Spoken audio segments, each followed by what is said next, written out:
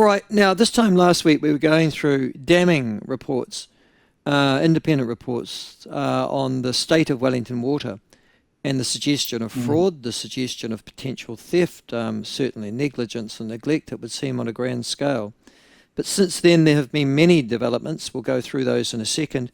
And also this coroner's report on people drowning in Wellington Harbour, and particularly where all of the cafes and the sort of nice waterfronts are. It's actually the best thing of Wellington, to be perfectly honest with you, the sort of cantilevered walkways that they've got around there, but people keep dying on them. We'll be talking about that as well. And he joins us now, Councillor Tony Randle. Welcome to the show, Tony. Hello. Can I go to the coroner's report first, because Wellington Water's a boondoggle, as we both know, but boy, there have been some developments there too. The coroner's report was to do with a man by the name of Sandy Kelkin. Now, firstly, I thought Darwin's an operation, okay? So I wasn't sympathetic when people go and drown themselves in Wellington Harbour because they're walking home at night, half pissed, and fall into harbour and drown themselves. So I'm not particularly sympathetic. But what I didn't realise was that 7 people over the previous 7 years have now drowned in the harbour, and 6 of those deaths occurred at night. And like this particular individual, 30-year-old Sandy Kelkin, they drowned in Wellington Harbour, leaving the bars and cafes that are along those lovely wooden walkways in Wellington. And as a consequence of that, the latest coroner report from Catherine Gregg has really had a blistering attack at Wellington City Council for essentially not only not doing anything about it, but for refusing to even contemplate that there is a real issue. What's your take on this, mate? So first of all, it's a tragedy. What happened? Any death's a tragedy. Shouldn't have happened. Yes. And I'm saying that too because I'm conscious the family will be watching all elements of this debate, including perhaps this. So we need to be, whenever we talk about... well, you might need to be. I don't need to be. Sometimes we get into trade-offs and balancing and risk and all this sort of stuff. But someone really died. Oh, look, I tell you, the council was taking it very seriously. Okay, and was even contacted by the chair of our Audit and Risk Committee, and we're going to meet this afternoon and talk just about this. So we need to always be listening to these serious things. This is not a public. It's not a public majority sort of thing to deal with. This is a thing where we need to make sure that people are safe and that we're doing all reasonable measures. And I think I use the word reasonable as a key part of where I'm coming from. We need to make all reasonable measures. But at the moment you've ended up with an unreasonable solution, which is that you've despoiled, it has to say aesthetically, that waterfront by putting up a whole series of sort of cages around the place that make it all look dreadful. And it's costing you $11 million. Is that right? Well, no. In fact, the bill or the budget to fully edge protect, to put in lighting, and the lack of lighting is a serious issue in some parts, then put in edge protection, that's a fence along the waterfront, that would cost about $30 million. Where the $11 million comes from is that's what we're proposing to spend. So we're not, the current plan doesn't propose to put fencing around the whole of the wharf, even though you can't help. Okay, so but again, this is typical Wellington to me. This is Wellington in a heartbeat. You can't. We've got an entire coastline in this country. We've got walkways everywhere through rivers, streams, harbour boards, whatever. People fall off them all the time, particularly when they've had too much to drink. You can't protect people against that, can you? Well, equally, you can't ignore a death a year. You can't ignore it. And I could ignore it easily on the basis that I can't stop people getting drunk and falling off structures when they've had too much to drink. I mean, it's not like it's not a hard waterfront to negotiate, and literally hundreds of thousands of people walk there every year without falling in. So do you make policy for just one person? No, but I think you also need to take some reasonable measures to and that's what we've been, slammed for. We've been slammed for not doing anything, and like we didn't improve the lighting, for example, until now.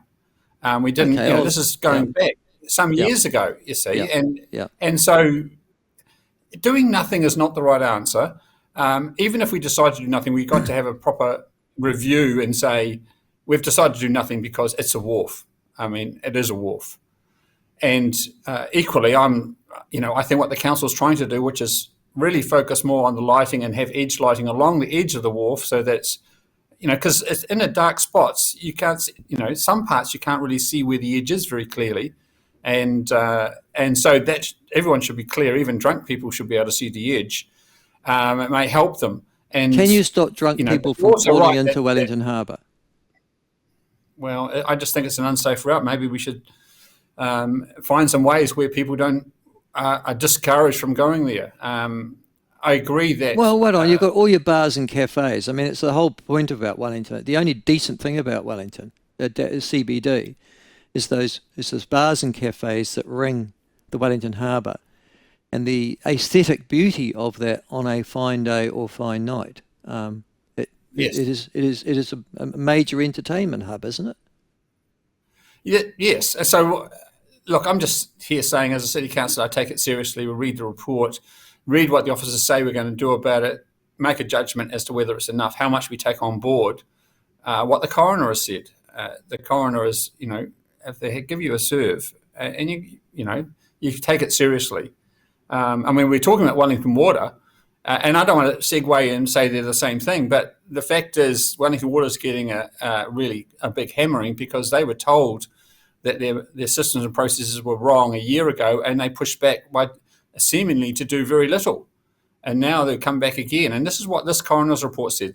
There's been previous deaths and previous coroner's reports says do these things, and we haven't done them. And so we need to take at least the next reasonable step, which is to significantly improve the lighting. Whether we go to the fencing, I think that's what we've got to debate. But it is also a lot of money, and I'm not actually pushing back on the fencing just because of the money. I'm also pushing back because it's a wharf. Yeah. I mean, it's actually literally a walkway. Who part of his beauty is there is no 6 foot high fence. Yeah, agreed.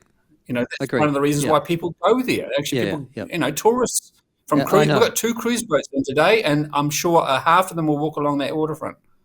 And they'll think to themselves, why is all this wire netting up here? And how dreadful it looks, in actual fact.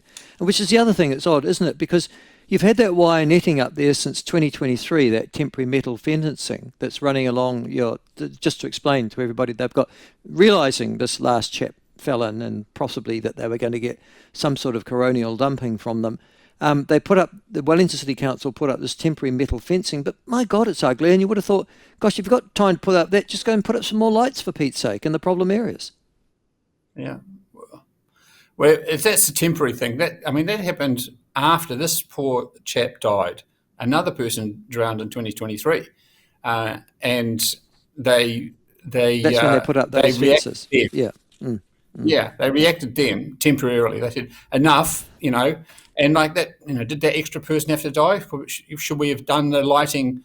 Would they have been saved? Who knows? You cannot save people from themselves, Tony. Can't we get this through the minds, thick hides and minds of people in this world? If people want to do stupid stuff, they have stupid consequences. It's the way of the world, isn't it? Just quietly. You can't save people from themselves. I 100% agree. I 100% agree. That's why I used the word reasonable right at the beginning of the conversation. We should take Somebody's just pointed measures. out to me, Amsterdam's waterways are not fully fenced.